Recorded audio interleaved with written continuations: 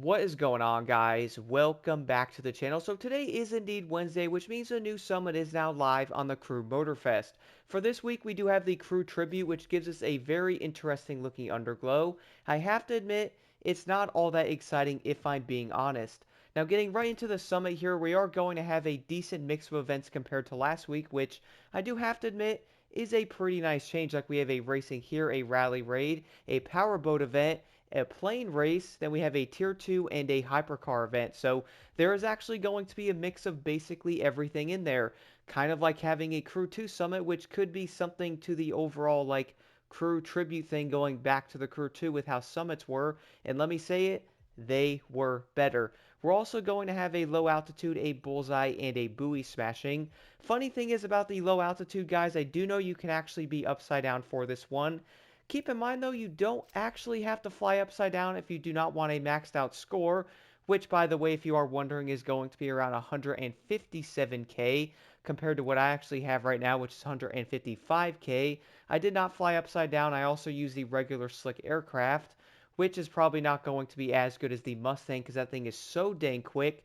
But luckily, the slick aircraft is still going to get it done fairly easily, and you can also fly basically right side up and still get 155,000 points.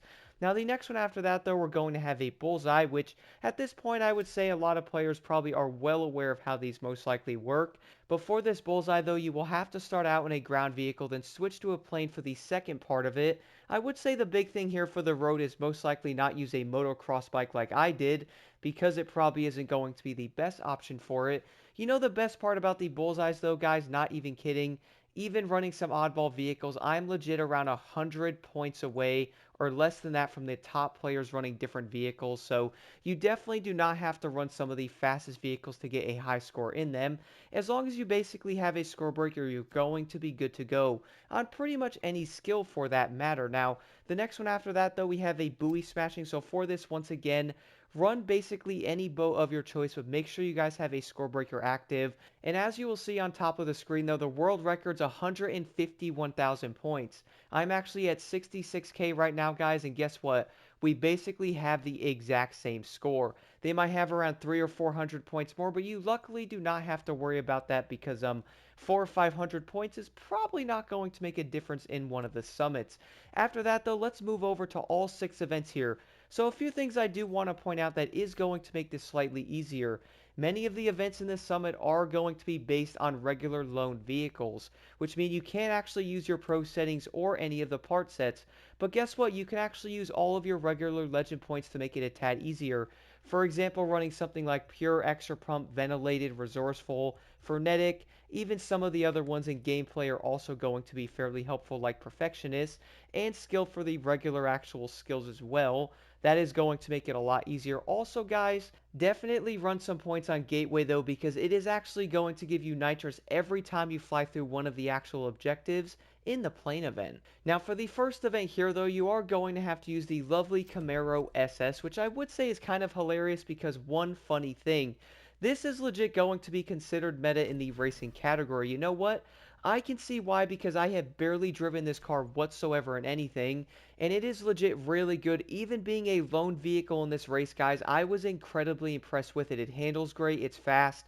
I can definitely see why it's going to be one of the best racing vehicles in the game. Now, after that, though, we're also going to have a rally raid event.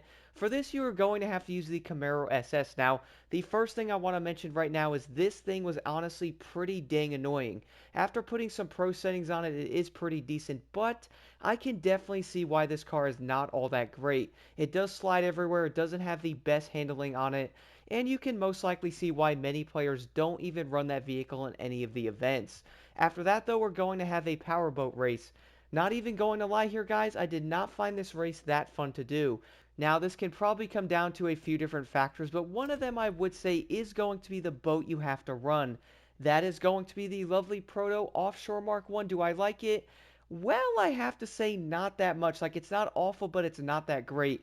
It basically turns like a small bus on the water, and it's not that fun to use. Also, it is insanely slow starting off, guys. Like, I don't know why, but then again, powerboats are insanely slow in Motorfest when starting off the line, so that's probably going to be a signature of the powerboats. After that, though, for the air race here, it is going to be pretty straightforward.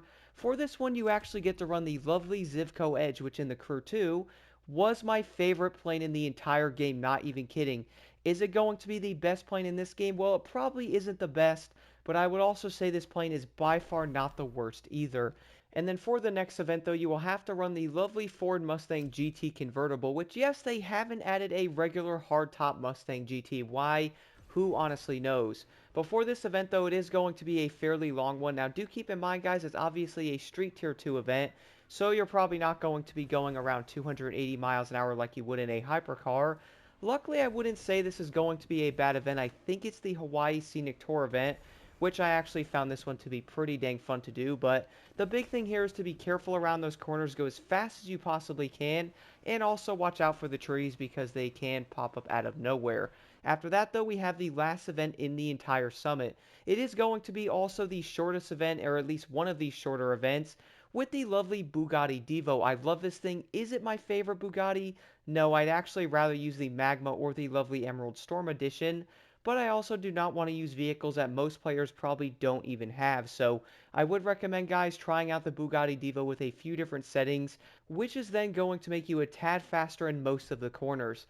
Overall, though, guys, I would say this summit is going to be a lot more fun than last week's summit. Like, it was legit so much better, and I would honestly like to see a lot more summits being mixed like this one is. It was legit way better this way. I'd rather see a lot more different classes than just Street Tier 2 or, seeing just hypercars. Put other classes in there, man, and mix up the entire summit. It's so much better this way, legit. But if any of you guys have any questions at all, let me know in the comments below. Let's jump right into this.